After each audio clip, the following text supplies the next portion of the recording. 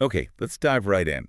Today, we're cracking open the book on S corporations, but we're going way beyond the basics. We've Yeah. got a stack of material here that really unpacks the advanced stuff, Yeah. the nuances, the potential traps, the things that can really make or break a tax situation for an S corp and its owners. That's right. Most people know S Corp offer that pass-through taxation, right? Avoiding the double tax you see with C Corp. Right, the big advantage. But that simplicity on the surface, well, it hides a lot of underlying complexity. Our goal with this deep dive is to guide you through those intricate rules, looking at how contributions work, potential corporate taxes you might not realize exist, Hmm. the absolutely vital world of basis, how income and losses get allocated when things aren't simple, Yeah. the surprisingly complex topic of distributions, what happens if S status ends, and even how liquidation works. It's quite a bit.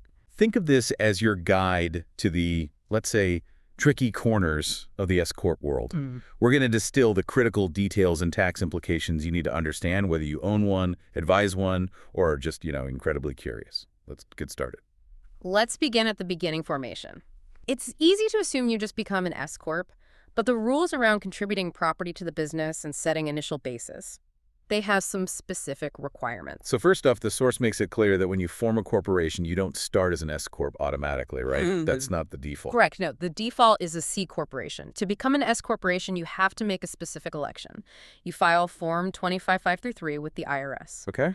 This election changes how the corporation is taxed, but the underlying corporate structure and a lot of the non-tax rules, those still apply. Got it. You choose the S. Now, when you contribute property to a corporation in exchange for stock, there's that standard tax rule, Section 351. And the source emphasizes this rule applies to S Corp just like it applies to C Corp, right? It determines if that contribution is taxable. Exactly the same rules, yep. For that transfer of property to be non-taxable under Section 351, three main conditions have to be met. The first one is you must be contributing property. Property, okay, like cash, land. Yeah, assets like cash, land, buildings, equipment, intangibles, things like that.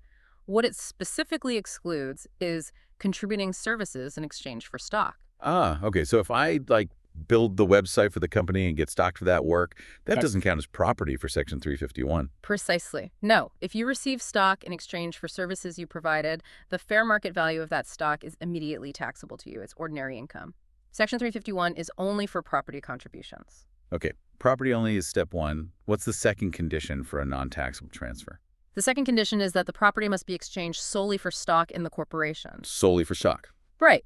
If, in addition to stock, the shareholder gets cash or other property, or maybe the corporation assumes certain liabilities where the main purpose was tax avoidance, though that's kind of rare in typical formations, that extra stuff often called boot. Boot, right.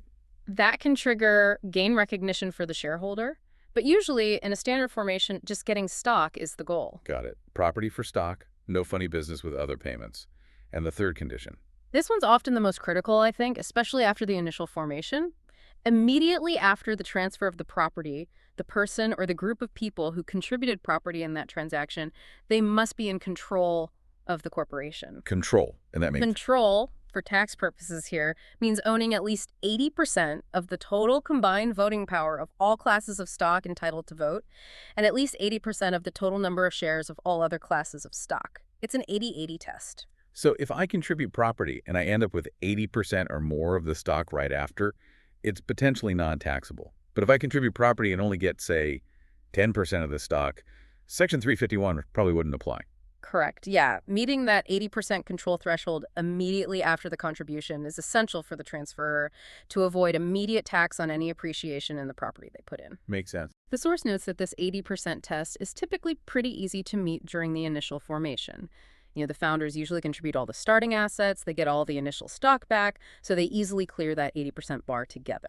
But it becomes much more difficult for contributions after the company's been up and running, right? Or if a new shareholder is joining and contributing property but isn't getting 80% of the total outstanding stock. Exactly. That's a common trap. You have an existing S Corp, it needs more capital. Maybe a shareholder contributes appreciated property but doesn't get enough additional stock to push their total ownership back over 80%. Or, like you said, a new shareholder comes in below that threshold. Boom, potentially taxable. Okay, so if you meet all three conditions, property for stock, and the transfers have 80% plus control immediately after what happens with basis. How does that work? Okay, so if Section 351 makes the contribution non-taxable, the corporation itself receives the property with what's called a carryover basis. Carryover basis. Yeah, it means the S corporation's basis in that asset is the same as the shareholders' adjusted basis in the property right before they contributed it. This is key because it carries that old, potentially low basis into the corporation. And what about the shareholders' basis in the stock they just got? The shareholders' initial stock basis is their basis in the property they contributed, plus any cash they put in. Then it's reduced by any liabilities the corporation assumed on the property. Yeah. Oh, and plus the fair market value of any services contributed, because remember, that part's taxable income. Right. And then for later non-taxable contributions, their stock basis just increases by the carryover basis of the property they added. Okay, let's use an example from the source to illustrate when Section 351 might not apply. Example 1. Ray contributes property. Its current fair market value is $20,000, but his adjusted basis is only $10,000. He contributes this to Falcon Corp, which is an existing S corporation. In exchange, Ray gets Falcon stock. But after this transfer, Ray owns only 20% of Falcon's outstanding stock. Okay.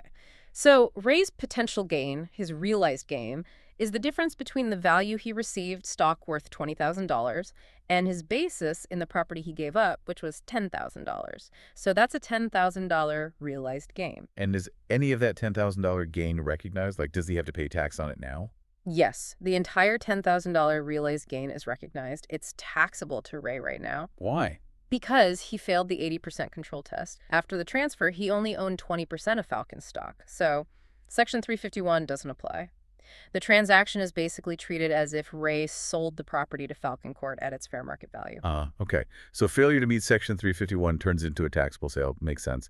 What's Ray's basis in the Falcon stock he received then? His stock basis is essentially the value he paid for it in this taxable transaction. So that's the fair market value of the property he contributed, which is $20,000. Good. You could also think of it as his old basis in the property, $10,000, plus the gain he recognized, $10,000, which also gets you to $20,000. It's a cost basis. And what's Falcon Corp's basis in the property it received from Ray? Since the transaction was taxable to Ray, Falcon Corp's basis in the property is its fair market value on the date of the transfer, so $20,000. The corporation essentially bought the asset at FMV. Wow. This example is a huge takeaway then. Even for an S Corp, contributing appreciated property isn't automatically tax-free. That 80% control test is critical, especially for later contributions. Absolutely. It's a frequent pitfall. Now let's look at example 2. This one introduces debt assumption, which is often another area of complexity. Okay. Roberts contributes property. Basis $100,000, fair market value $200,000. He does this for 100% of a newly formed Falcon Corp, and Falcon Corp assumes a $70,000 mortgage on the property. The fair market value of the stock Roberts receives is $130,000. Okay, let's calculate Roberts' realized gain first. He gave up property with a $100 K basis. He got stock worth $130K, and the Cotorm took over $70K of his debt.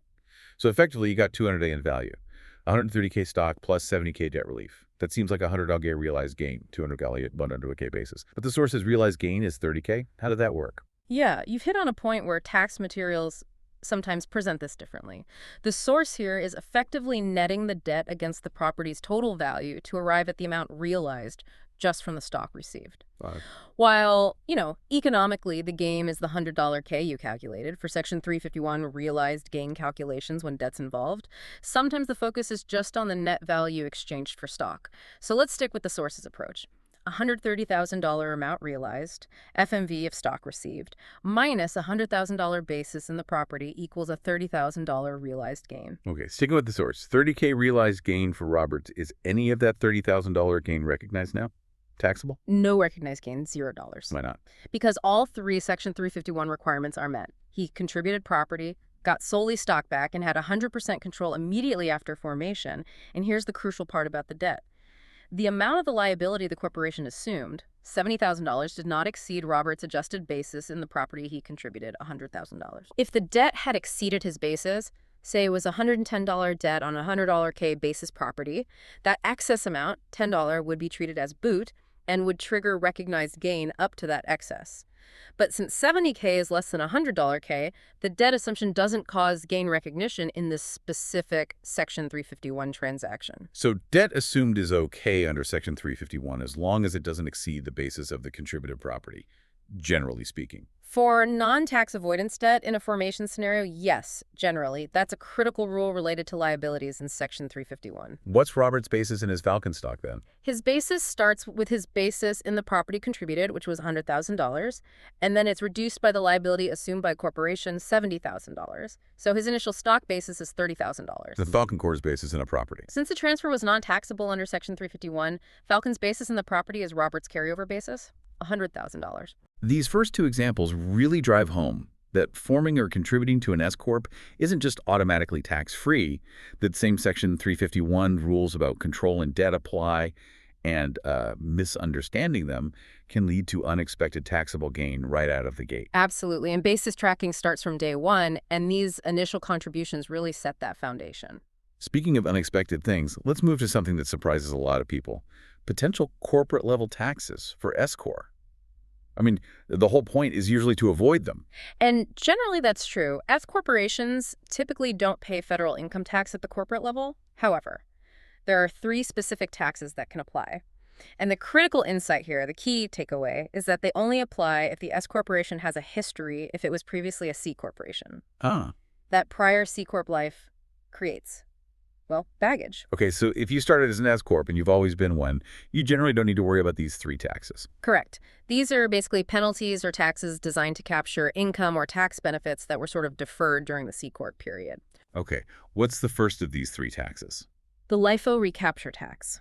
This applies when a C corporation that used the LIFO, last in first out method for inventory accounting, converts its status to an S corporation. LIFO inventory. What does it tax exactly? It taxes the difference between the inventory's value calculated using FIFO, first in, first out, versus its LIFO value in the last tax year the company was a C corporation. Okay. LIFO often results in a lower inventory value and higher cost of goods sold, especially when prices are rising, so it defers tax.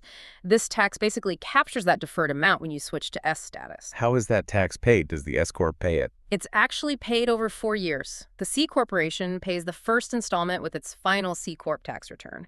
Then the remaining 3 installments are paid by the S corporation over the next 3 tax years. It's a liability that carries over. Gotcha. Okay, LIFO recapture for prior C corp with LIFO inventory. What's the second corporate tax? This is a big one. The built-in gains tax, or big tax. Big tax, okay. Its purpose is basically to prevent C corporations that have assets that have significantly appreciated in value from electing S status, just to sell those assets and avoid paying corporate-level tax on the appreciation that built up while they were a C corp. So it targets appreciation that happened before the S election kicked in. Exactly. An unrealized built-in gain exists on an asset if its fair market value is greater than its adjusted basis on the date the C corp's S election becomes effective. And the net unrealized built-in gain for the corporation is the total of all these potential gains minus any built-in losses across all assets at that conversion date. When does this tax actually get triggered? When do you pay it? It's triggered when an asset that had this built-in gain at the time of conversion is sold or distributed within 5 years of the S election effective date. It's a 5-year recognition period. 5 years, okay. If you hold on to the asset for 5 full years after becoming an S corp before you sell it, the big tax generally doesn't apply to that asset sale anymore. Though any appreciation after the S election is still S corp gain, of course. Makes sense. How is the big tax calculated in the year an asset is actually disposed of within that 5-year window? Okay, the tax is levied at the highest corporate rate, which is currently 21%, and it applies to the lesser of 3 specific amounts in that year. Lesser of 3. Okay. Number 1, the recognized built-in gain from the assets you actually disposed of in the current year. Number 2, the total net unrealized built-in gain that existed at the S election date, but reduced by any built-in gains you already recognized and paid tax on in prior S years. And number 3, the S corporation's overall taxable income for the current year, calculated as if it were still a C corporation. Whoa, okay. Calculated as if it were a C corp. Yeah, which generally means things like excluding the dividends received deduction. That lesser of calculation is a really crucial limit then. It means the tax can't be more than the gain you recognized this year, or the total built-in gain you started with, less what's already been taxed, or even the current year's profitability measured like a C corp. Correct. Yeah, it's designed to be a very specific tax just on that pre-existing built-in gain. And it's capped by the initial amount of that gain and also the company's current ability to pay essentially. There are also situations where the big tax doesn't apply at all. Right. What are those exemptions? Well, first, if the corporation was never a C corporation, no C corp history, no big tax. Makes sense. If the sale or transfer of the asset happens after that 5-year recognition period expires, if the S corp can actually prove that the appreciation on the asset happened after the S election date, that post-election gain isn't subject to the big tax. Okay. Also, if the asset was acquired after the S election. And finally, if the total recognized built-in gains in prior years have already equaled or exceeded the total net unrealized built-in gain that existed at the time of conversion, you've already paid tax on the whole initial amount. Okay, that makes sense. Let's walk through example 3 on the big tax to see this calculation play out. Hyde Corp was a C Corp, elected S status effective January 1, year 3. At the start of year 3, their assets had a total net unrealized built-in gain of $15,000. This was made up of a potential $25K gain on inventory and a $10 built-in loss on some equipment. Okay. In year 4, which is within the 5-year recognition period, Hyde sells the inventory. Now, that inventory had a basis of $100K and a fair market value of $125K at the time of conversion. They actually sold it for $130K in year 4. And Hyde's taxable income in year 4, calculated as if it were a C Corp, was $100,000. Okay, a lot of numbers there. First, let's confirm the net unrealized built-in gain at conversion. You said $25,000 built-in gain on inventory minus a $10,000 built-in loss on equipment. So yes, $15,000 total net unrealized big at the start. Right. The inventory was sold in year 4 inside the 5-year window, and it definitely had built-in gain. So the big tax potential is there. What's the recognized built-in gain on this specific inventory sale? Okay, the inventory had a basis of $100,000, and its FMV was $125,000 at conversion. It sold for $130,000 later. The recognized built-in gain is the amount of gain that was built in at conversion. That's the difference between the FMV at conversion and the basis. $125,000 minus $100,000 equals $25,000. Gotcha. Even though the total gain on the sale was $30,000, $130K sale price, $100K basis, only $25K of that existed when they converted. Yeah. So the big tax only looks at the gain that had accrued up to the conversion date on that specific asset. Exactly right. Now we apply that lesser of rule for year 4. Okay. Number 1. Recognized built-in gain for the current year on the inventory sale, $25,000. Number 2, total net unrealized built-in gain at election date, less previously recognized big. Since this is year 4 and no big was recognized in year 3, this is still the full $15,000 initial amount. Number 3, S Corp's taxable income if it were a C Corp, $100,000. So comparing $25,000, $15,000, and $100,000, the lowest number is clearly $15,000. Right. So the built-in gains tax for year 4 is 21% of $15,000, which equals $3,150. Huh. That's fascinating. Even though the inventory sale itself generated $25,000 of built-in gain, the actual tax is limited by the total net built-in gain that existed across all assets at the time of conversion, $15,000. It caps the tax at the overall problem amount the rule was designed to fix. That's the limiting factor, yeah. That net unrealized big at conversion. Okay, that's LIFO, recapture, and big tax. What's the third potential corporate level tax for these former C Corp? The third one is a tax on passive investment income. And this tax is actually tied to the same potential termination trigger we'll discuss later. It applies to S corporations that have accumulated earnings and profits, E&P, from their C corporation years. They also have significant passive income. So both conditions have to be met, prior C Corp E&P and high passive income. Correct, yeah, both. If an S Corp has accumulated C Corp E&P A&D, its passive investment income is more than 25% of its total gross receipts for the year, this tax can apply. Okay. What kind of income counts as passive investment income for this rule? Is it just anything not from active business? The source lists the usual suspects: royalties, dividends, interest, rents, and annuities. But here's a key detail.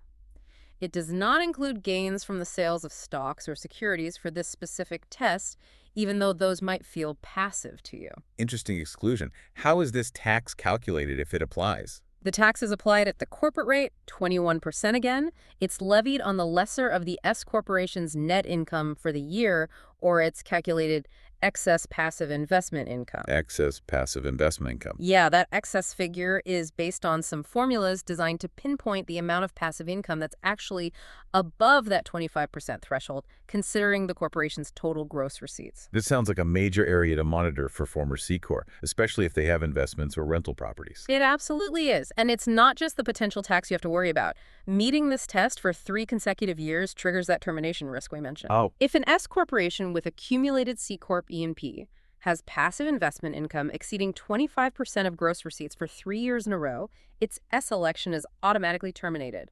Gone. Effective at the beginning of the 4th consecutive year. Wow, that's really severe. Not just a tax, but actually losing your S status entirely. This means managing or getting rid of that accumulated C Corp E&P is incredibly important for former C Corp that might have passive income streams. It's a key planning point, definitely. You either have to manage your passive income levels carefully, or you look at strategies to distribute out or somehow eliminate that old C Corp E&P to just remove this risk altogether. Okay, so quick recap of this section. If your S Corp used to be a C Corp, you really need to watch out for LIFO inventory at conversion, built-in gains on assets you sell within 5 years, and excessive passive income, especially if you still have that old C Corp E&P hanging around. Precisely. That C Corp history brings baggage you absolutely need to understand and manage. Okay, let's shift gears to something that directly impacts the shareholder on, a day-to-day basis. Federal base. We touched on initial basis, but how does a shareholder's basis in their S Corp stock change over time? And what's the difference between stock basis and debt basis? This seems crucial. Basis is arguably the foundational concept for an S corporation shareholder. It really dictates how much of the S Corp's losses you can actually deduct on your personal tax return, and it affects how distributions from the corporation are taxed. Keeping track of your basis is, well, it's not optional, it's essential. How do you calculate your S corporation stock basis? Is there a formula or a process? Yeah, it's basically a running calculation adjusted every year. You start with your initial stock basis, from your formation contributions. Then you increase it by Increases, okay. 1, any additional cash or property contributions you make later on. 2, all the income items that flow through from the S corporation. This includes the ordinary business income, separately stated income items like capital gains or interest income, and importantly, tax-exempt income. Wait, hold on.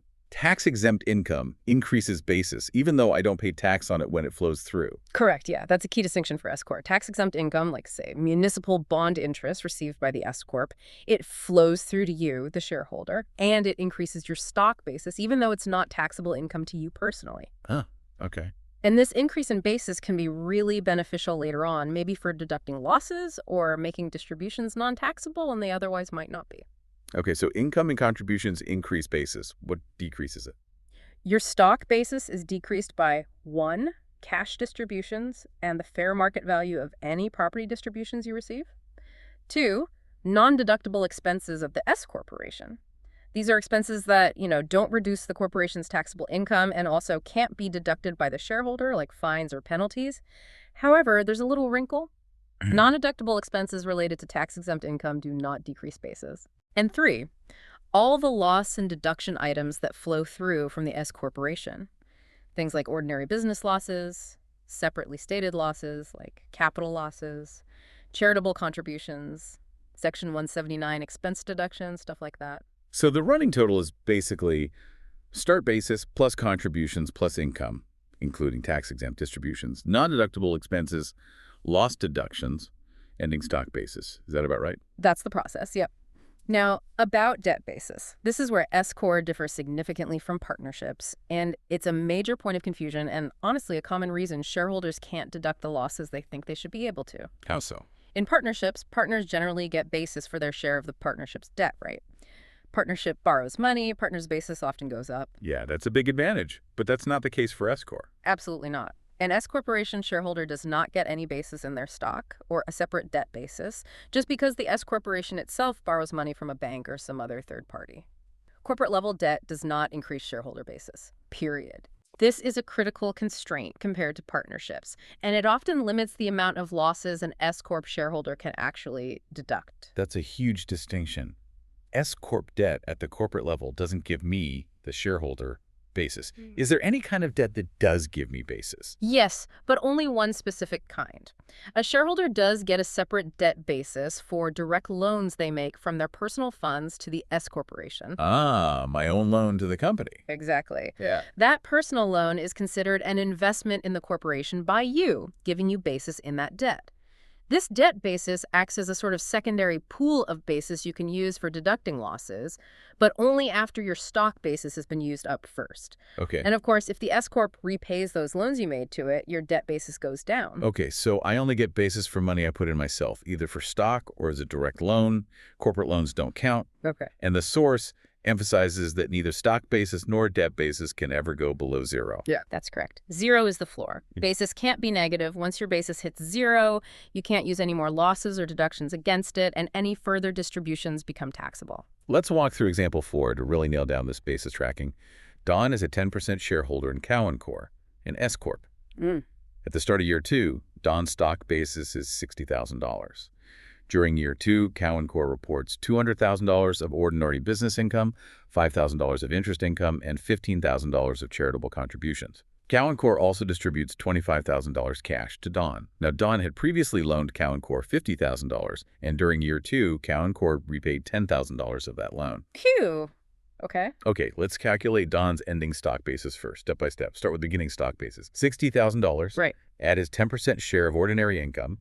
$200,000 times 10% is $20,000. Okay. Add his 10% share of interest income. That's a separately stated income item. $5,000 times 10% is $500. Basis is now $80,500. Got it. Subtract the cash distributions Don received. $25,000. Basis is now $55,500. Yeah. Subtract his 10% share of charitable contributions, a separately stated deduction item.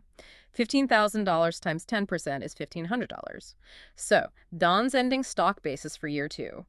$55,500 minus $1,500 equals $54,000. Okay, $54,000 stock basis. Now, his debt basis calculation, that was the loan. Right.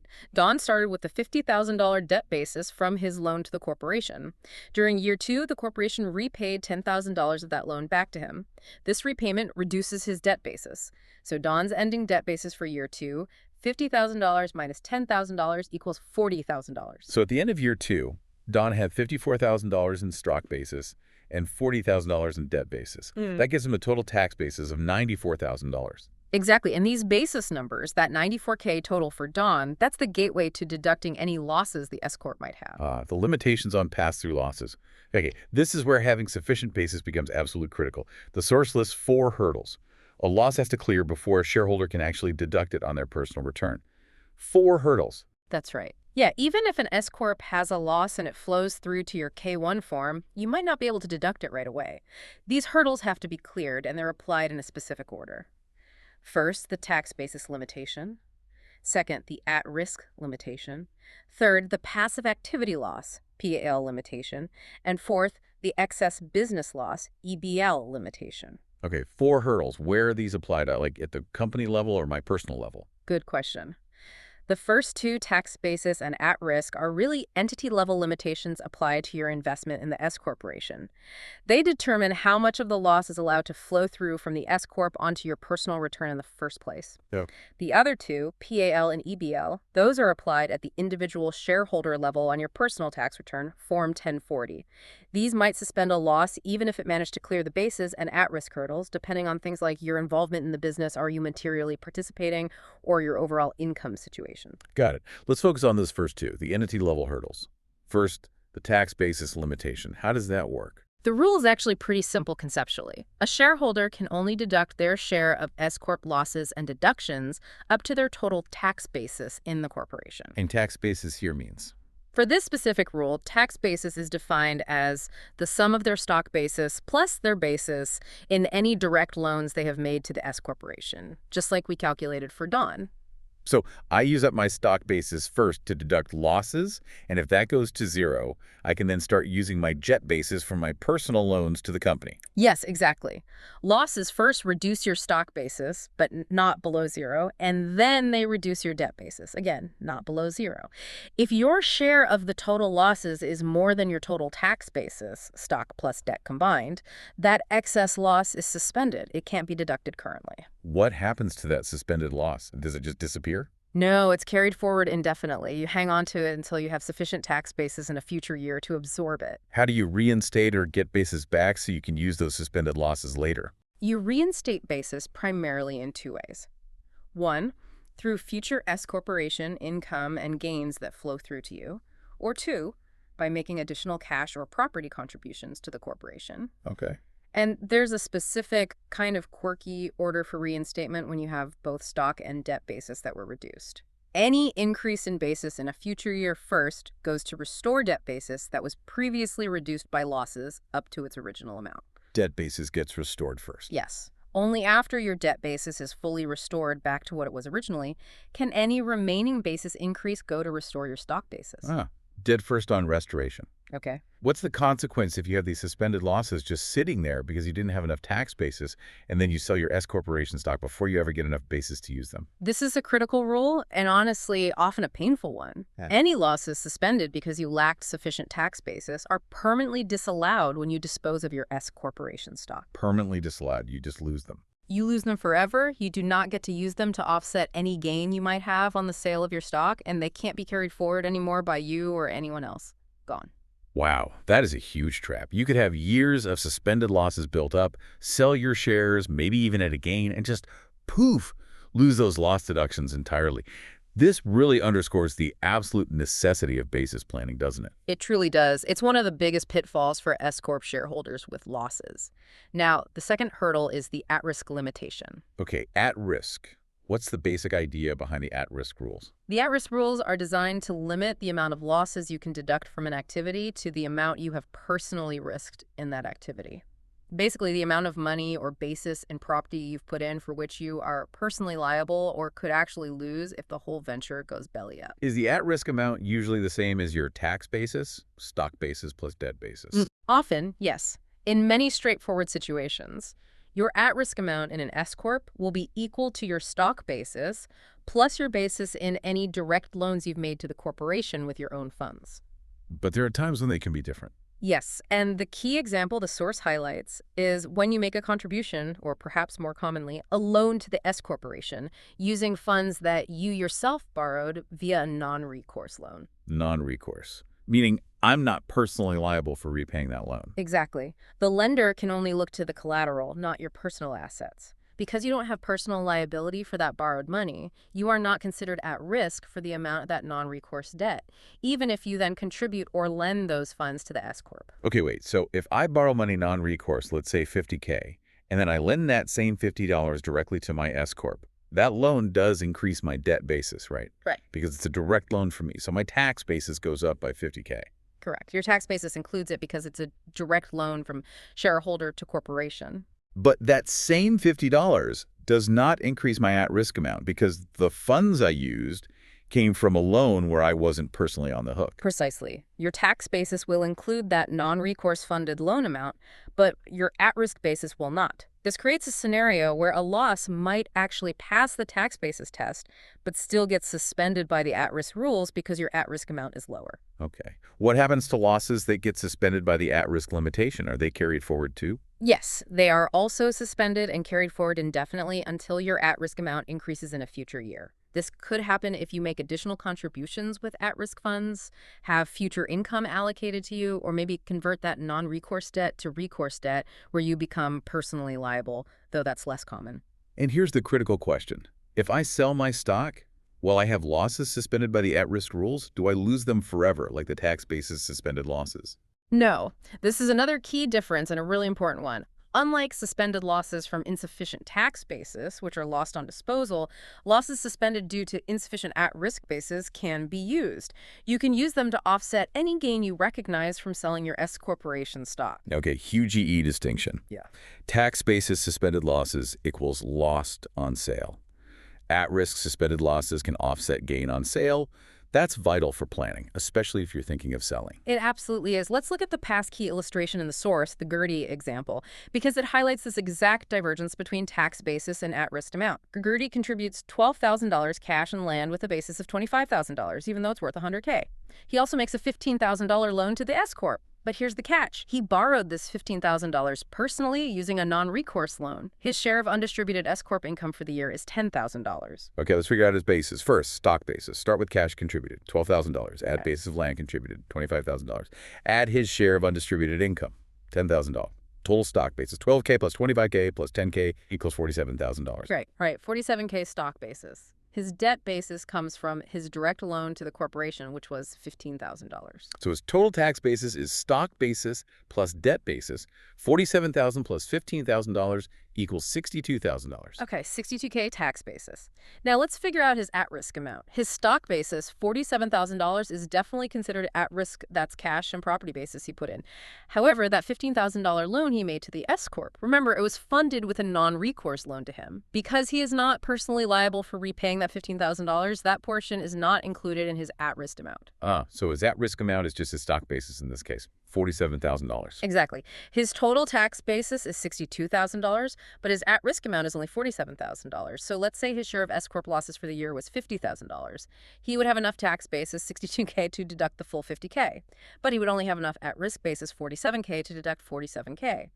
The remaining $3,000 loss would be suspended by the at-risk rules, even though he technically had enough tax basis. Wow, that illustration makes the difference incredibly clear. Tax basis $62K, at risk only $47K because of that non-recourse loan funding. You got to track both. Yep, absolutely critical. Okay, let's look at example 5, which shows the tax basis limitation and those reinstatement rules in action over a couple of years. Anna is an S-Corp shareholder. At the end of year 1, she has a stock basis of $30,000 and a debt basis from a direct loan she made to the Corp of $10,000. So her total tax basis is $40,000 at the start of year 2. In year 2, her share of the S-Corp loss is $75,000. In year 3, things turn around. Her share of S-Corp income is $50,000. Assume no other contributions or distributions in these years. Okay, year 2. Anna's total tax basis is $40,000, $30K stock plus $10 debt. Her share of the loss is $75,000. She can only deduct losses up to her tax basis. So assuming she clears the at-risk and pay-level rules, she can deduct $40,000 of the $75,000 loss in year 2. What happens to her basis after deducting that $40,000 loss? The loss reduces her basis down to zero. Since her stock basis was $30,000 and debt basis was $10,000, both are fully utilized by the loss and become zero. Okay, zero basis. What about the rest of the loss? The $75K minus the $40K she deducted. The remaining $35,000 loss, $75K, $40K, is suspended due to insufficient tax basis. She carries that $35,000 suspended loss forward into year 3. Okay, $35K suspended loss, zero basis, both stock and debt at the end of year 2. Now, year 3 happens, and she has $50,000 of income flowing through from the S-Corp. Right. The $50,000 of income first increases her basis. And remember that reinstatement rule, debt basis gets restored first. Debt first, right. Her debt basis was reduced to zero in year 2. Its original amount was $10,000. So the first $10,000 of the $50,000 year 3 income goes to restore her debt basis back up to $10,000. Got it. Debt basis is now $10K again. That leaves $40,000 of the year 3 income, $50K total income, $10 used for debt basis. That remaining $40,000 of income increases her stock basis, which was zero. So her stock basis goes from $0 up to $40,000. After accounting for all the year 3 income, her total tax basis is now $10,000. Debt plus $40,000 stock equates $50,000. Okay, now that she has basis again, $50K total, can she finally use that $35,000 suspended loss from year 2? Yes.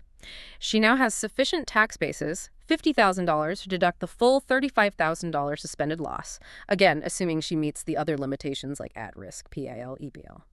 When she deducts the suspended loss, it reduces her basis again. Which basis does it reduce? Stock or debt? It reduces her stock basis because, remember, debt basis gets restored first, and then losses reduce stock basis first, then debt basis, and income restores debt basis first, then stock basis. So the loss deduction comes out of stock basis here. Okay, so her stock basis was $40,000 after the income. It gets reduced by the $35,000 loss she's now deducting. Correct. Her ending year 3 stock basis is $40,000 minus $35,000 equals $5,000. Her debt basis remains $10,000 since it was fully restored and not reduced by the suspended loss deduction. Her total tax basis at the end of year 3 is $5,000, stock plus $10,000, debt equals $15,000. Wow. This example beautifully illustrates the whole cycle. Losses, reduce basis, stock, then debt. Future income flows through and restores basis, debt first then stock, and that restored basis allows the deduction of prior suspended losses, which then reduces basis again, stock first. It really shows why managing income flow and basis tracking is absolutely critical if you want to actually utilize S-Corp losses. It's a complex but, essential cycle to understand for any S-Corp shareholder who might be facing losses. We've talked a lot about how income and losses affect basis and are limited But how exactly are those items allocated among the shareholders in the first place? Especially, what if ownership changes during the year? It's not always static. Right. S corporations, much like partnerships, use a mandatory method for allocating income, losses, and those separately stated items we mentioned. It's called the per share per day method. Per share, per day. Yeah. Yeah. The core idea is that your share of the S corp's income or loss for the entire year is determined by the percentage of stock you owned on each specific day of the year. So it's not just based on my ownership percentage at year end or my average ownership. If I own 10% for 300 days and then maybe buy more stock and own 20% for the last 65 days, the calculation needs to reflect that daily ownership change. Exactly. That's precisely how it works. The year's total income or loss is essentially divided by 365 days, or 366 in a leap year, and then allocated to the shares outstanding each day, and then summed up for each shareholder based on how many shares they held on each day. Okay, example 6 shows this. Duffy Corp is an S Corp with 3 equal shareholders, Rick, Tim, and Peter. So they each own 13. On February 1st, Peter sells his entire 13 interest to a new person, George. The corporation has $120,000 of ordinary business income for the full calendar year. Assume 365 days. Okay, Rick and Tim own their 13 interests for the entire year, all 365 days, so their share is pretty straightforward. $120,000 total income times 13 each equals $40,000 allocated to Rick and $40,000 allocated to Tim. Okay, now Peter owned his 13 interest only from January 1st through January 31st. That's 31 days. So his share of the income allocated to that 13 block of stock is proportional to the number of days he owned it during the year. Correct. Peter's share of the $120,000 total income is calculated as his percentage total income, days he owned it, total days in a year. So that's $1,320,000, 31 days, 365 days, equals $40,000, 365, which comes out to approximately $3,207. George bought Peter's shares on Feb 1st, so he owned that 13 interest from February 1st through December 31st. That's 334 days, 365 total days minus the 31 days Peter owned it. Right. So George's share is $1,320,000, 365 days, $40,000, 365 days, and $40,000, $33,400, and $365, which is about $36,603. Yep, that adds up to $120,000. So the per share, per day method precisely allocates the income or loss based on who owned what stock and exactly when they owned it. Exactly. It ensures that the tax items are attributed to the correct owner who was on the books for each day, which is obviously super important for tax reporting when shareholders change mid-year. Besides the main ordinary business income or loss, you mentioned earlier that separately stated items also flow through using this method. What are some common examples again, and why are they kept separate? Why not just net them into the main number? Yeah, separately stated items are those things where the tax treatment might differ at the individual shareholder level based on their own specific tax situation. So they have to retain their character as they pass through on the Schedule K-1. Okay. Common examples, the source lists, are things like rental real estate income or loss, interest income, dividend income, royalties, capital gains and losses, both short-term and long-term. Section 1231, gains and losses. That's from selling business property, charitable contributions made by the S Corp, and the Section 179 expense deduction. And why can't these just be lumped into ordinary income or loss? What's the point of separating them? Because various limitations or special tax rates apply at the individual shareholder level. For instance, capital gains are generally taxed at lower rates than ordinary income. Charitable contribution deductions are subject to adjusted gross income AGI limitations on your personal return. Section 179 has its own business income limitations based on the shareholder's total situation. So, passing them through separately allows each shareholder to apply the correct rules and limitations on their own Form 1040. Got it. They keep their special tax characteristics. That makes sense. And the source also briefly mentions the Section 199A qualified business income QBI deduction in this context. Yes. Just a quick note that the ordinary business income that flows through from an S corporation may be eligible for that QBI deduction. This can allow a shareholder to deduct up to 20% of that income on their personal return. It's a below-the-line deduction, but it can be very valuable, significantly reducing the overall tax burden on S corp operating income for eligible shareholders. Okay, good point. So that covers how income and losses get sliced up and flow through to the shareholders. Now let's tackle distributions. This is where things can get particularly complex, I hear, especially if that C corporation history rears its head again. Absolutely. Distributions are simply cash or property the S corporation gives out to its shareholders. The general idea, the principle, is they should be tax-free, right? Because the income that supports the distribution has presumably already been taxed at the shareholder level when it flowed through on their K-1. That's the theory. That's the theory. However, the presence of accumulated earnings and profits, E&P, from prior C corporation years completely changes the game for the tax treatment of distributions. It adds layers of complexity. Okay, so if the S Corp was always an S Corp, never a C Corp, distributions are usually tax-free up to your basis. How does the S Corp keep track of those earnings that have already been taxed at the shareholder level and are now available to be distributed tax-free? Is there an account for that? Yes, exactly. That's the role of the Accumulated Adjustments Account, or AAA. AAA. AAA represents the cumulative running balance of the S corporation's taxable income and losses during the years it has been an S corporation. You can think of it as essentially a measure of the pool of previously taxed S corp income that can be distributed to shareholders without further tax, assuming, of course, they have sufficient stock basis. How does AAA increase and decrease? What goes into it and comes out? Okay, AAA is increased by ordinary business income and all those separately stated income and gain items we just talked about, except for tax-exempt income. Tax-exempt income does not increase AAA. Interesting. Okay, so taxable income increases AAA. What decreases it? It's decreased by ordinary business losses, separately stated losses and deductions, and those non-deductible expenses. Again, except for the ones related to tax-exempt income. Distributions also decrease AAA. But there's a rule. Generally, distributions can't make AAA negative if it was positive before the distribution. However, losses can definitely make the AAA balance negative. Okay, so AAA tracks the taxable S Corp earnings available for distribution. What about that tax-exempt income then? We said it increases basis, but it doesn't go into AAA. Where does that get tracked? That gets tracked in a separate account called the Other Adjustments Account, or OAA. OAA. OAA is basically used for items that affect shareholder bases but do not affect AAA. The prime examples are that tax-exempt income, like muni bond interest or tax-exempt life insurance proceeds received by the S Corp, and any non-deductible expenses related to generating that tax-exempt income. Also, certain federal income taxes paid that are attributable to prior C years can sometimes flow through OAA. And does the OAA balance affect the taxability of distributions like AAA does?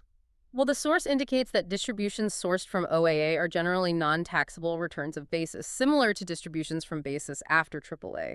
But OAA itself doesn't have the same priority or the same significance as a tax-free pool as AAA, especially when C Corp E&P is lurking around. Its main role seems to be tracking basis adjustments for those specific tax-exempt related items. Gotcha. Okay, let's look at the distribution rules themselves. First, let's tackle the simpler case. An S corporation with no C corporation E&P. Always been an S corp. How do distributions work? This is the ideal scenario, the straightforward one. Distributions come out in a specific 4-tier hierarchy. First, distributions come out to the extent of the S corporation's AAA balance. These distributions are non-taxable because they represent those previously taxed S corp earnings. They do, however, reduce the shareholder's stock basis. Okay, AAA first, tax-free, reduces basis. What's next? Tier 2. Second, distributions come out to the extent of the S corporation's OAA balance. These are also generally non-taxable returns of basis, representing things like prior tax-exempt income. They also reduce stock basis. Okay, AAA, then OAA, both tax-free, reduced basis. Then what? Tier 3. Third, after both AAA and OAA are exhausted, distributions come out to the extent of the shareholder's remaining stock basis. This is considered a non-taxable return of capital. You're basically just getting your initial investment back tax-free. This reduces your stock basis down to zero. Makes sense. Tax-free return of investment. What if the distribution is even bigger than AAA, OAA, and my entire stock basis? Tier 4. That's the fourth and final tier. Any distribution amount in excess of the shareholder's total stock basis, after reducing it for AAA and OAA distributions, is taxable. It's treated as a gain from the sale of stock, which usually means it's a long-term capital gain, assuming the stock has been held for more than 1 year. This is often called a capital gain distribution. Okay, so for an S Corp that's always been an S Corp, tax-free first from AAA, then OAA, then remaining basis. Anything above basis is taxable capital gain. Let's see the example for this. Feline Corp. It's been an S Corp since formation, so no CE&P. Their AAA balance is 0 before any distributions this year.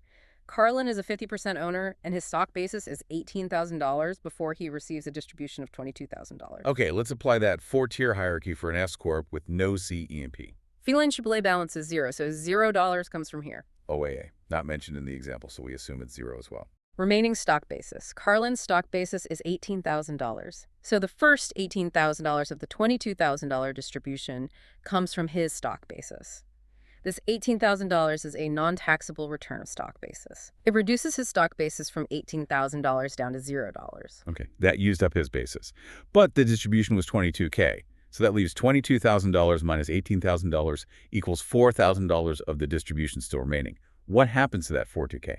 That remaining $4,000 is now in excess of his stock basis, which is 0. Therefore, according to Tier 4, this $4,000 portion of the distribution is taxable as a long-term capital gain for Carlin. So for his $22K distribution, $18K was tax-free return basis, and $4K was taxable long-term capital gain. That perfectly confirms the rule. Tax-free up to basis, then capital gain above basis when there's no C Corp history. Exactly. Now, let's introduce that C corporation history again. What happens with distributions from an S corporation with accumulated C corporation EMP? This is where the hierarchy changes significantly, and this is where you can suddenly have taxable dividends popping up. Taxable dividends from an S Corp. How does the hierarchy change? Where does that C Corp EMP fit in? Okay, the first tier is actually the same. First, distributions still come out to the extent of S corporation AAA. Still non-taxable, still reduces stock basis, no change there. Okay. But the second tier is completely different, and this is the crucial change. Second, after AAA is fully exhausted, distributions come out to the extent of the corporation's C corporation accumulated EMP. And this portion of the distribution is taxable as a dividend. A taxable dividend from an S Corp. That's really the penalty for having that old C Corp history hanging around, isn't it? It is. That's exactly what it is. It represents income that might have been taxed once back when it was a C Corp, or maybe represents earnings from a subsidiary that was taxed as a C Corp, and now it's being distributed and taxed again at the shareholder level, this time as a dividend. It's that potential double taxation coming back to bite you because of the history. Ouch. And does this taxable dividend reduce my stock basis? No. That's another key point. Dividend distributions sourced from C Corp EMP do not reduce the shareholder stock basis. Only the non-taxable distributions from AAA, OAA, or return of capital reduce basis. Wow. Okay, so AAA first, non-taxable reduces basis, then CEMP, taxable dividend, no basis reduction. What comes after the CEMP layer is used up? After both AAA and CEMP are exhausted, the hierarchy continues, just like the no CEMP scenario we already discussed. Third, to the extent of S Corporation OAA, non-taxable reduces stock basis. Fourth, to the extent of remaining stock basis, non-taxable return of capital reduces stock basis down to 0. Fifth, any distribution amount in excess of stock basis, taxable as a long-term capital gain. So the big difference is that C Corp EMP layer gets inserted right after AAA, triggering taxable dividends before you can even access any potential tax-free OAA or get a tax-free return of capital based on your remaining stock basis. Exactly. It's a completely different order and outcome because it introduces that taxable dividend layer right in the middle. Let's look at the Sources New Elect Core example to see this. This company used to be a C Corp and elected S status effective Jan 1, year 2. At the time of conversion, it had $20,000 of accumulated C Corp EMP. From years 2 through 8, it earned $100,000 of S Corp income, which increases AAA, and made $60,000 of distributions, which decreased AAA. This means at the end of year 8, its AAA balance was $40,000, $100K income, $60K distributions. Now, in year 9, the corporation earns another $50,000 of income and distributes a whopping $120,000 cash. Okay, first step is to calculate AAA before the year 9 distribution. Start with the year 8 ending balance of $40,000. Add the year 9 income of $50,000. So AAA available before distributions in year 9 is $90,000. Now apply the distribution hierarchy to that $120,000 distribution in year 9, remembering they have that $20K of C Corp EMP. First from AAA, they have $90,000 available. So the first $90,000 of the $120,000 distribution comes from AAA. This part is non-taxable. It reduces AAA down to $0 and reduces the shareholder stock basis by $90,000. Okay, $90 accounted for, tax-free. What's next? Tier 2. Next is C Corp EMP. They had $20,000 of it. So the next $20,000 of the distribution comes from that CEMP. This portion is a taxable dividend to the shareholders. This reduces the CEMP balance down to $0, but remember, it does not reduce the shareholder stock basis. Okay, so $90 from AAA, tax-free, plus $20 from CEMP, taxable dividend. That's $110,000 of the $120,000 distribution accounted for. There's still $10,000 left. Where does that come from? All right, $10 remaining. Now, we continue down the hierarchy. Tier 3 would be OAA, which wasn't mentioned in the example, so we assume it's 0. Tier 4 is remaining stock basis. So this last $10,000 in distribution is treated as a non-taxable return of basis. It reduces the shareholder's remaining stock basis, whatever that was, after the $90K AAA distribution reduced it. And if the distribution had been even larger, say $130K instead of $120K? But that extra $10, but the $120K we accounted for, would have been Tier 5, taxable as a long-term capital gain because stock basis would have been reduced to 0 by the Tier 4 distribution. Wow. That example clearly shows that C E&P layer triggering a $20K taxable dividend, which doesn't even help reduce your basis like the AAA or return of capital portions do. This seems like a critical trap for S-Corp that used to be C-Corp. It's a significant potential tax cost you absolutely need to be aware of if that C-Corp history exists. And related to this, there's actually an election the S-Corp can make. It's called the election to bypass AAA. Bypass AAA. Wait, why would an S-Corp ever want to bypass the tax-free AAA layer and deliberately hit the taxable C E&P layer first? That sounds counterintuitive. It does, but there are strategic reasons. Huh. This election allows the S-Corp, if all affected shareholders consent, to treat distributions as coming first from C Corporation E&P, then from AAA, essentially reversing the usual order for just those first two tiers. Okay, but why? Why choose to pay tax sooner? The primary reason, usually, is to intentionally distribute out and completely eliminate that accumulated C Corp E&P balance. And why would they want to eliminate the C Corp E&P? To get rid of the risk of that passive investment income tax and the potential for automatic termination of S status that we discussed earlier. Remember, that risk only exists if the S Corp has both C Corp E&P and high passive income, over 25% of gross receipts for 3 years. If you clear out the E&P using this bypass election, you remove one half of that equation. The passive income rules basically become irrelevant after that, eliminating the termination risk. So it's a way to proactively clean up the books and avoid future, potentially bigger problems like losing S status. Exactly. Another reason, maybe less common, could be tax planning for the shareholders themselves. Perhaps they happen to be in a very low personal tax bracket in a specific year, and they'd actually prefer to receive the dividend income, maybe tax at lower qualified dividend rates, and pay the tax now to clear out the E&P, rather than facing potential issues or maybe higher tax rates down the road. So it's a strategic move, either to avoid future problems like termination, or possibly to manage the timing of when shareholders recognize taxable income. Let's see. Example 7, which uses this bypass election. Martin Corp is an S-Corp. It has $100,000 in its AAA account and $20,000 of accumulated C E&P. Terry is the sole shareholder and has a stock basis of $75,000 before any distribution. Martin Corp distributes $50,000 cash to Terry and makes the election to bypass AAA. Okay, with the bypass election in effect, the distribution hierarchy for that $50,000 cash starts with C Corp E&P, not AAA. Tier 1 in bypass. C Corp E&P Martin Corp has $20,000 of it.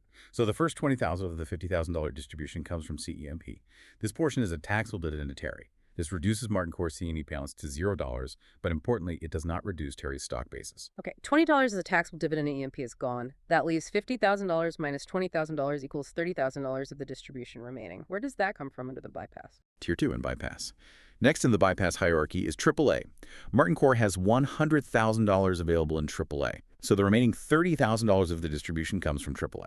This portion is non-taxable. It reduces the AAA balance from $100,000 down to $70,000, and it does reduce Terry's stock basis by $30,000. So for Terry, the total $50 distribution resulted in $20K taxable dividend and $30K non-taxable return of basis from AAA.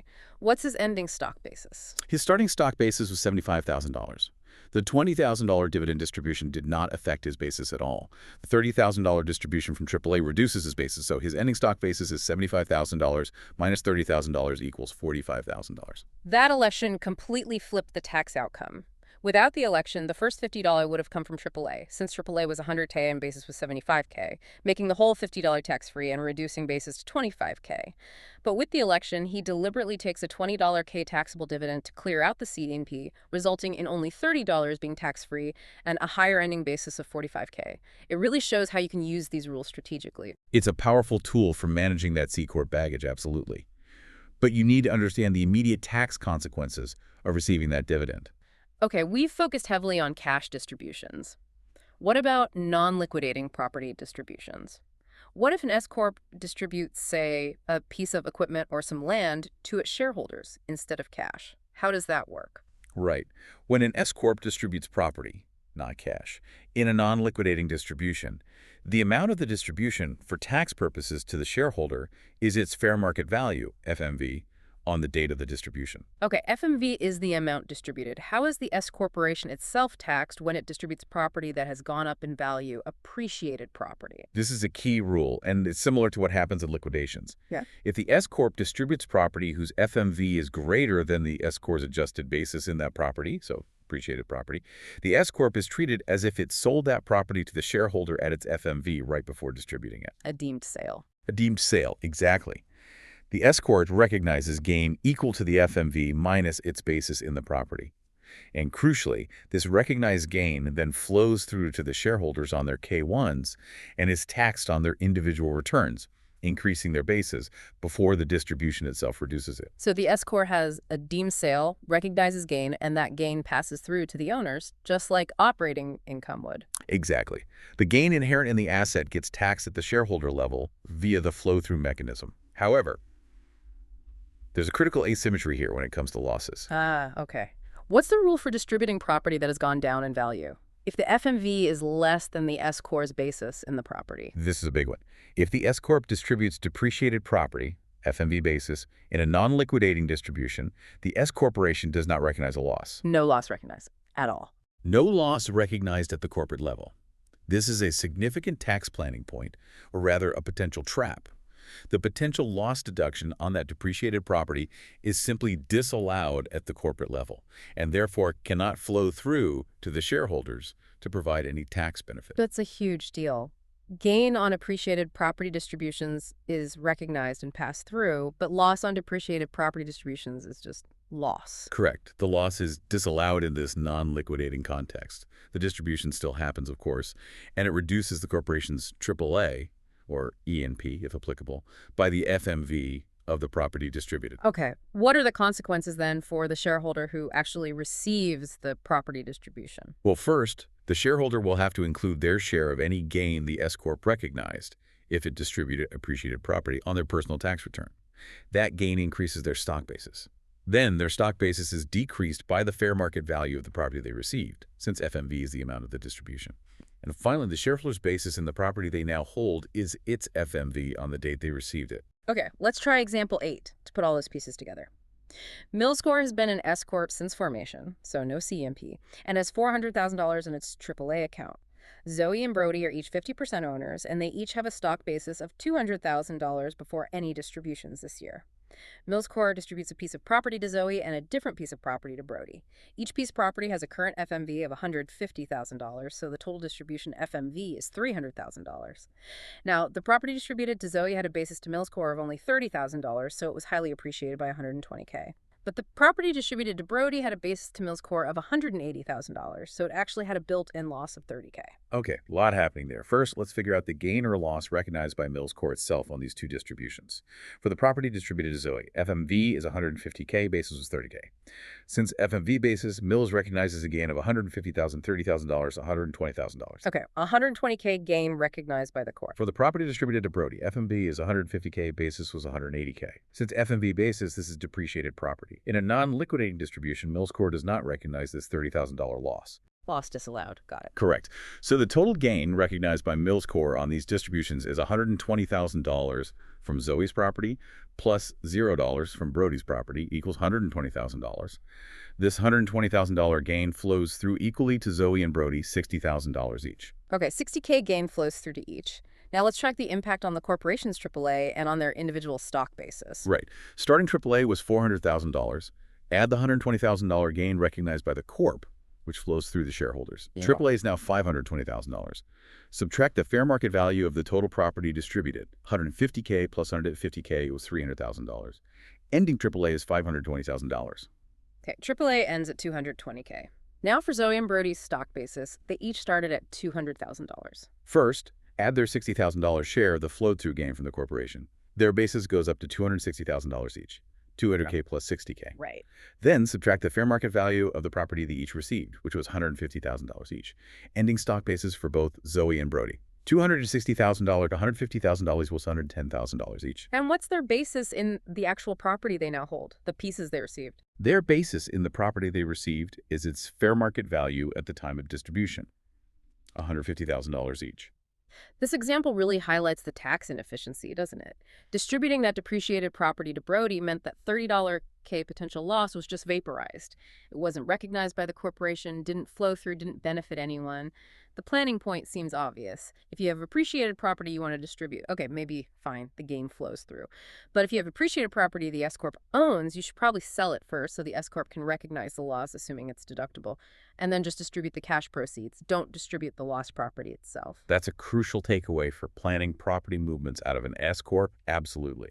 Don't distribute assets with built-in losses in a non-liquidating scenario if you can help it. Okay. We've navigated formation, operations, basis, losses, distributions. Now, what happens if the S election actually ends? Termination. How does that work? Right. S status isn't guaranteed forever. It can terminate, either because the shareholders choose to end it or because something happens that unintentionally violates the S-Corp eligibility rules. What kind of events can cause an S election to terminate? There are generally three main ways listed in the source. Voluntary revocation. The shareholders just decide they no longer want S status. This requires the consent of shareholders holding more than 50% of the corporation's stock. That includes both voting and non-voting shares. Over 50% agree they can revoke. Okay. Number 2, failure to meet qualifications. The corporation stops meeting one of the S-Corp eligibility requirements at any point.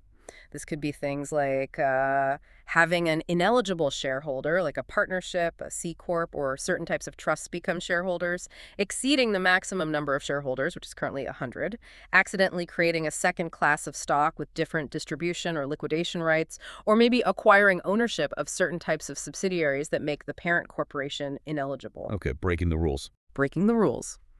And number 3. Excess passive investment income. This is the one we talked about earlier. It applies only if the S-Corp has that accumulated C corporation EMP baggage. If it does, and its passive investment income exceeds 25% of its total gross receipts for 3 consecutive tax years, its S election terminates automatically. So that passive income termination is strictly limited to former C-Corp that still have that EMP hanging around. When is the effective date of termination? Is it immediate when one of these things happens? Good question. It actually depends on the cause. For a voluntary revocation, the shareholders can specify a future date for the termination if they want. If they file the revocation statement by March 15th of the current tax year and don't specify a date, it's effective retroactively back to January 1st of that same year. But if they file after March 15th and don't specify a date, it's generally effective on January 1st of the following tax year. Okay, so you have some control with voluntary. What are the others? For failure to meet qualifications like selling stock to an ineligible shareholder, the termination is effective immediately, on the very day the event causing the ineligibility occurs. If you accidentally sell stock to a partnership today, your S status ends today. Wow, immediate. Okay, and the passive income one? For excess passive income, the termination is effective at the beginning of the 4th consecutive year that the passive income test is met. So you fail the test in years 1, 2, and 3. The termination is effective Jan 1 of year 4. It's not immediate, but it's automatic after that 3rd year. Okay. Now, termination often means the tax year gets split into 2 parts, right? An S short year and then a C short year for the remainder. How is the income or loss for that entire year allocated between those 2 different periods? That seems complicated. Yes, absolutely. Unless the termination happens to be effective exactly on January 1st, the year gets split.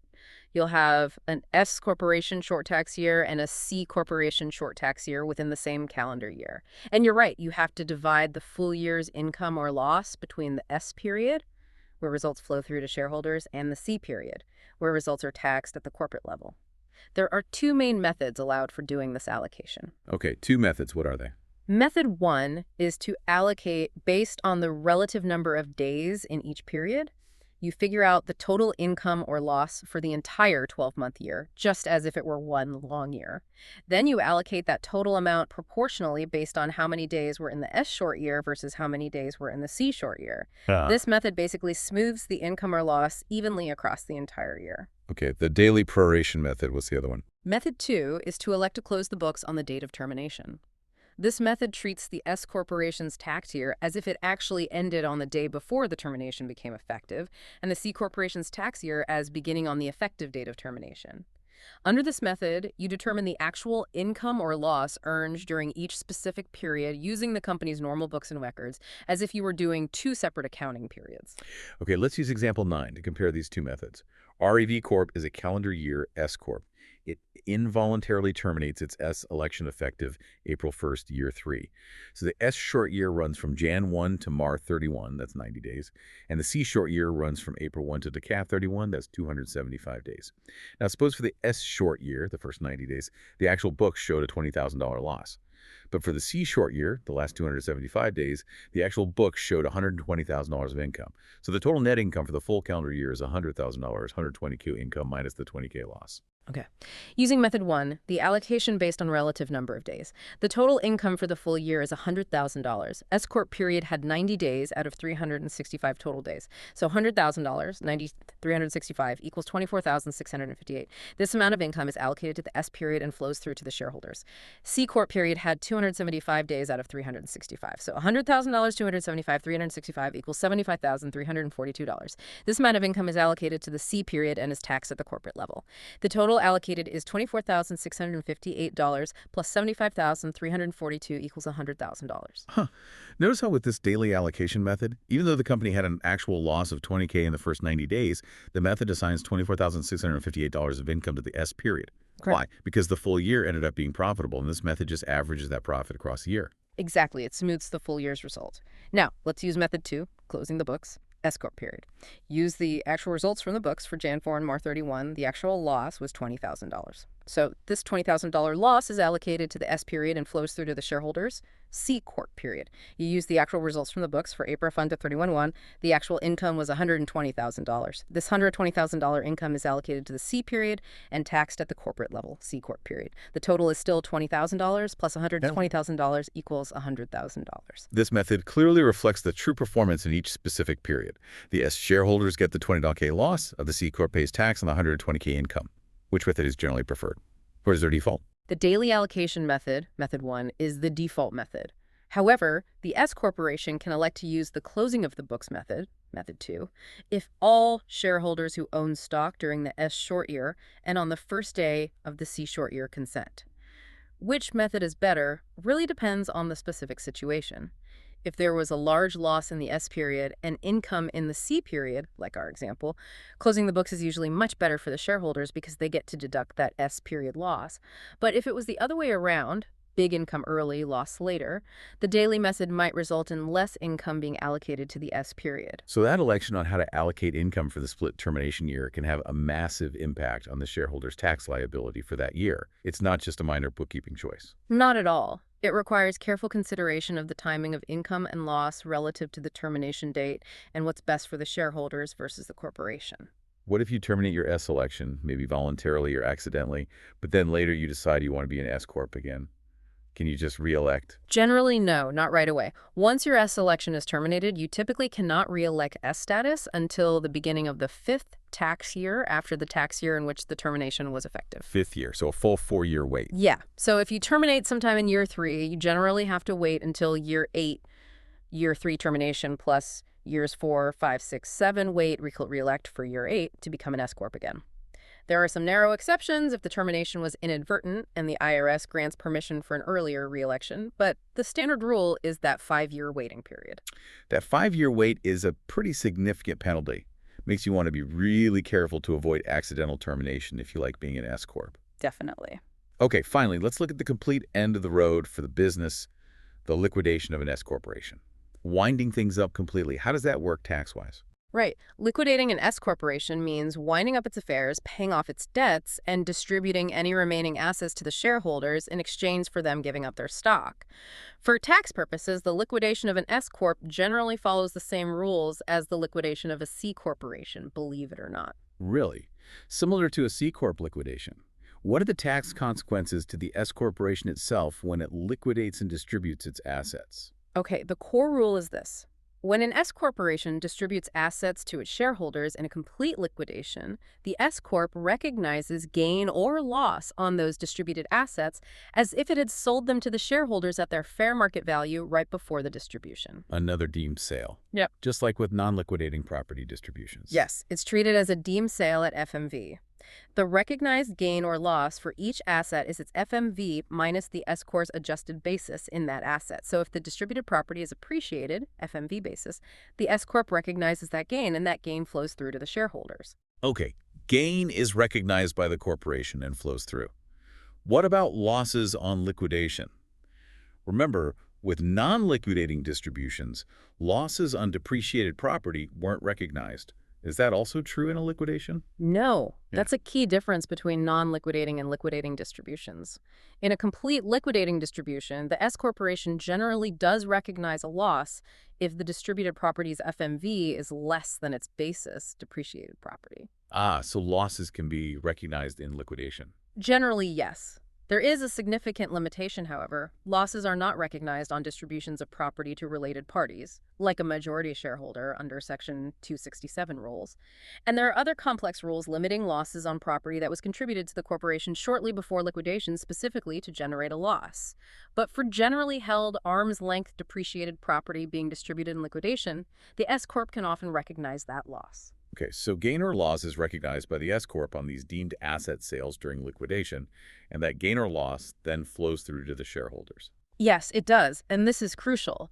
This flow-through gain or loss increases or decreases the shareholder's stock basis immediately before they calculate their own gain or loss on receiving the liquidation distribution itself. It's a critical preliminary step in the shareholder calculation. Got it. So what are the consequences then for the shareholders who actually receive the liquidating distribution of the cash and property? Okay, for the shareholder, receiving the distribution in complete liquidation is treated as if they sold their S corporation stock back to the corporation in exchange for the assets and cash they received. The shareholder recognizes a capital gain or loss. How do they calculate that gain or loss? It's the amount realized from the liquidation minus their adjusted basis in the stock. And the amount realized is? The amount realized is the total value the shareholder received, any cash distributed, plus the fair market value of any property received, minus any corporate liabilities that the shareholder assumes as part of the liquidation process. Okay, value received minus basis. But the stock basis used in this final calculation, is it the basis they had before the whole liquidation process started? No, and this is the critical point you need to remember. The shareholder's adjusted stock basis used for this final gain-loss calculation is determined after taking into account all of the S corporation's income, gain, loss, and deductions for its final tax year. And that includes the gain or loss that the S corp itself recognized on the liquidating distributions, the deemed sales, and which flowed through to the shareholder just moments before. So the gain or loss recognized by the S corp on its assets flows through, adjusts the shareholder stock basis up or down, and then the shareholder compares the value they received to that newly adjusted basis to figure out their gain or loss on the stock itself. It really is a two-layer calculation. Precisely. That's exactly right. You account for the gain or loss on the assets at the corporate level, which flows through and adjusts stock basis, and then you calculate the separate gain or loss on the stock at the shareholder level based on the net value received versus that adjusted basis. And the character of the shareholder's gain or loss on the liquidation itself, is it ordinary or capital? It's typically capital gain or loss, since stock is usually a capital asset. Whether it's short-term or long-term depends on how long the shareholder held the stock. And the shareholder's basis in any property they receive in the liquidation. That property they receive takes a basis equal to its fair market value on the date of distribution. Stepped up or down basis. Okay, let's run through example 10, the X Corp liquidation scenario. XYZ Corp, an S Corp, is liquidating. It distributes its only asset, a building with a fair market value of $100,000 and a basis to XYZ Corp of $60,000, to its sole shareholder, WXYZ Corp, also had $10,000 of ordinary business income during its final year, before the liquidation. W's stock basis at the beginning of the year was $30,000. Okay. First, consequences to XYZ Corp itself. It distributes the building, which has a $40,000 built-in gain, 100 to FMV 60K basis. This $40,000 gain is recognized by XYZ Corp upon the liquidating distribution. And since W is the sole shareholder, this entire $40,000 gain flows through to W. Okay, $40K gain flows through to W from the courts. Now, consequences to W, the shareholder. First, W has to recognize that $40,000 gain that just flowed through from XYZ Corp's deemed sale of the building. Next, we need to calculate W's stock basis immediately before figuring out the gain on the liquidation distribution itself. Right. Start with W's beginning basis, $30,000. Add W's share of XYZ's ordinary income for the final year, $10,000. Add W's share of the gain recognized by XYZ on the building distribution that flowed through, $40,000. So W's adjusted stock basis immediately before the liquidation calculation is $30,000 plus $10,000 plus $40,000, $80,000. Okay, basis is 80K. Now, calculate W's gain or loss on receiving the liquidation distribution itself. The amount realized is the FMV of the building W received, which is $100,000. We subtract W's adjusted stock basis of $80,000. W's gain on the liquidation distribution is $100,000. Amount realized minus $80,000 adjusted basis equals $20,000. And this $20,000 gain is likely a capital gain for W. So W actually has two layers of gain hitting his tax return from this liquidation. The $40,000 gain that flowed through from the corporation's deemed sale of the appreciated building, and the separate $20,000 gain on the liquidation of the stock itself. His total taxable gain from this event is $60,000. That's the classic result you see in a taxable liquidation involving appreciated assets. There's gain recognized on the asset at the entity level, which gets passed through to the owners and taxed, and then there's potentially more gain recognized on the stock at the shareholder level. And just to complete the picture, W's basis in the building he now holds is $100,000. It's fair market value. This makes it crystal clear that liquidating an S-corp with appreciated assets isn't just a simple tax-free wind-down. That appreciation gets taxed. It happens effectively once as it flows through from the asset gain, and then again because that gain increased the stock basis, leading to a potentially smaller stock loss or larger stock gain upon the final liquidation distribution. Exactly. The S-corp structure with its flow-through nature changes how and when the gain on appreciated assets is reported during liquidation compared to a C-corp, but it certainly doesn't eliminate the tax on that appreciation altogether. Wow. We have covered a massive amount of ground today. Yeah. Seriously. From the critical Section 351 rules for contributions and getting basis right from day one, navigating those specific corporate-level taxes like big tax and passive income tax that can snare former C-corp. Yeah. The absolute necessity of tracking stock and debt basis and understanding how losses are limited by basis and at-risk rules. The per-share, per-day allocation method for income and deductions. The incredibly complex world of distributions, especially the difference with and without C-corp E&P, and that AAA bypass election, property distributions, and the weird gain-loss recognition rules. Right. The various ways S status can terminate and the resulting split-year calculations, and finally the double-layer tax implications of a full liquidation. It really underscores the point, doesn't it? While S-corp offer that tremendous tax advantage by generally avoiding double taxation on operating income, they're far from simple entities. Their unique rules around basis, the AAA system, distributions, and especially the lasting impact of a prior C-corp history create layers upon layers of complexity that require really careful attention and planning. Yeah, it seems like understanding your basis, meticulously managing your AAA account, being acutely aware if you carry any C-corp E&P, knowing that passive income threshold if you do, and understanding the serious consequences of termination are all just absolutely vital for S-corp owners and anyone advising them. It really highlights how something that seems simpler on the surface, pass-through taxation, can have deep and really significant tax implications hidden just beneath, particularly in these kinds of advanced scenarios we've walked through. So here's the thought to leave you all with, building on everything we've explored today. Given these really intricate rules around bases, distributions, and particularly the baggage that gets carried forward from a prior C-corp life, how might the strategic timing of certain corporate actions like, say, making a really large distribution or selling a major appreciated asset, how could timing that dramatically change the ultimate tax outcome for the shareholders? And maybe more pointedly, what are the absolute key planning considerations that arise specifically from the presence or absence of accumulated C-corp E&P when you're thinking about the timing of these major events? Pondering that question, thinking about the when and why based on E&P, that's really where the practical value of this deep dive lies, I think. Because the presence of C-corp E&P fundamentally shifts the distribution rules, it introduces termination risks, it makes timing and account management not just, good bookkeeping practice, but absolutely essential tax strategy. Indeed. Well, thank you for joining us for this deep dive into these advanced S-corp topics. It was a lot, but hopefully very helpful. Thank you. Glad to be here.